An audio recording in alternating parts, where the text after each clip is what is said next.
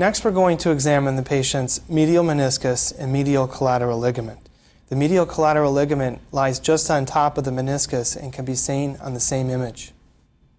To identify this structure, I'm going to place my transducer in the longitudinal plane and palpate the patient's joint in the center. Place the probe over that area and center the meniscus in my screen for viewing. The medial meniscus is a wedge-like structure. To determine if there's acute trauma, we can put color Doppler on the meniscus. Here there's no significant trauma or suggestion of any increased vascularity. In addition, we can zoom into the meniscus. I do this by pressing the zoom button, squaring the image, centering it, and pressing the zoom once again. And here I visualize the meniscus, which appears healthy with no significant trauma.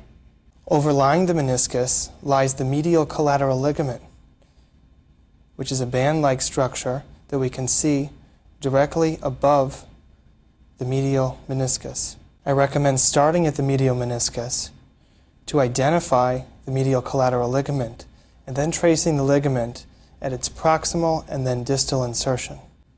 We begin by following from the medial meniscus, seeing the medial collateral ligament up proximally to the femoral condyle.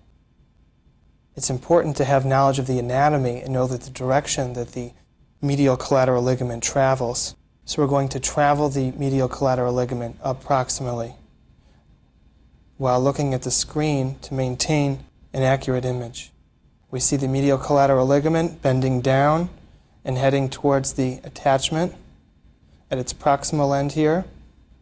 We're going to begin at our starting point, which will be the medial meniscus, and follow it distally along to its insertion. Following along here, you see the thick band of the medial collateral ligament that actually inserts quite distally. And what we can also see down here are important structures known as the pes anserine tendons. These appear at the right of the screen as three discrete tendons of darkness.